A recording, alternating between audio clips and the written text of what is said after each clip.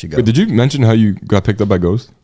No, I actually didn't. Yeah, This is actually a crazy cool story. Yeah, how did that happen? I know. Good one, Jay. You told me this. Yeah, so fucking wild. So I loved their products. I before that, I think I used, I don't know, whatever you could find at Walmart that was super cheap. C4. Probably, just sneak it into the cart because I couldn't afford it probably. But Put it in an empty tub of Ghost. something, I don't know. But yeah, it was like when I started working at the gym near me, shout out Bolingbrook Export. That is where my career started. Instagram started everything. So I go there in October of 2017. And I saw, in the GNC next door, I've never been to a GNC in my life. I don't know what the fuck this is. Go in there, and the marketing of Ghost is just gorgeous. I was like, I don't know what that is, but I want that, and I just bought it. I'm pretty sure it was like BCAAs or some shit. It wasn't even pre-workout. You even know what you're buying. You know what I mean? I'm like, whoa, this is sick. Like, it looks cool.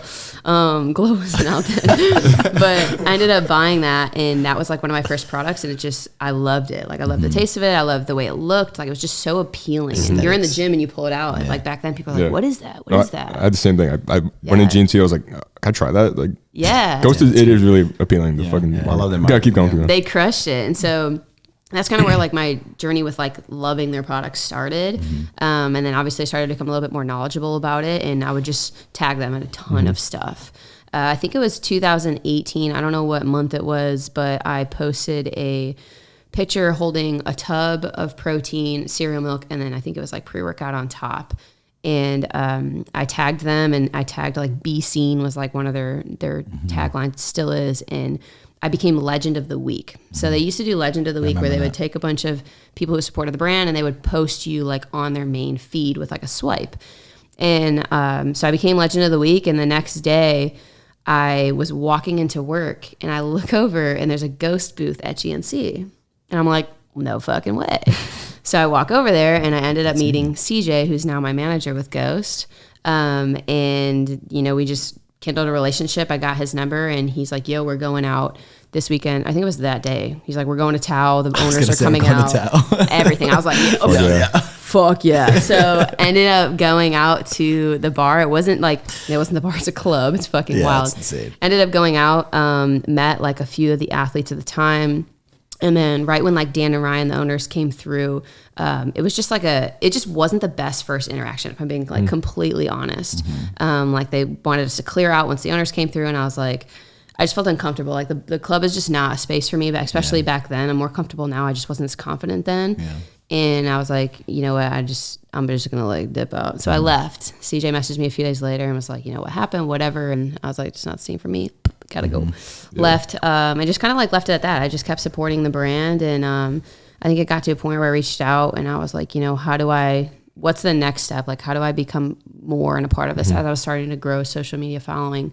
And, he was like, here's some things you need, and he just kind of talked about growth. And it was just like, starting YouTube, like grow your Instagram, whatever, just more brand awareness and loyalty. And I was like, okay, bet. I think it was maybe 8 months later. I was living in Atlanta, Georgia at this time. And he's like, hey, we have this thing called the Ghost Takeover Team. I would love for you to be on it. You're in Atlanta now. We need a female out there, blah, blah, blah. And so basically the Ghost Takeover Team, we're brand awareness. So you bring samples into GNCs, you make deliveries, you get paid to do it. And then you just get like all the drops that come. So like you are a part of the brand. You're a stepping stone into the brand, and you are brand awareness, which is so important in every single city. So that's where I started. And then it was, I think it was another 8 months after that is when, and he gave me goals when I made the takeover team. He was like, okay, this is where I want you to get your socials to.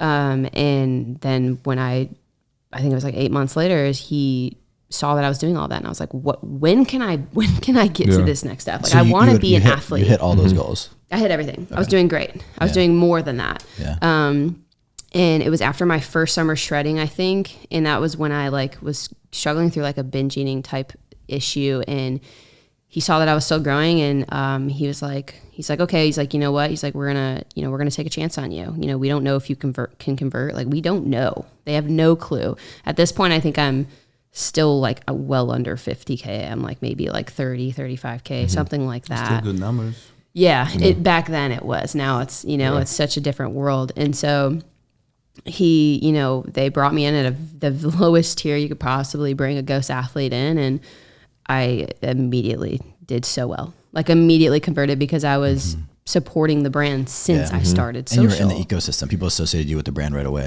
Immediately. So it was like, they're like, wow, okay, well, you know, good thing we took a chance on her. And yeah, it's been insane growth with them ever since. I legit consider, you know, when I talk about Ghost, I usually say we, because I consider myself seriously a part of that brand. And just great people.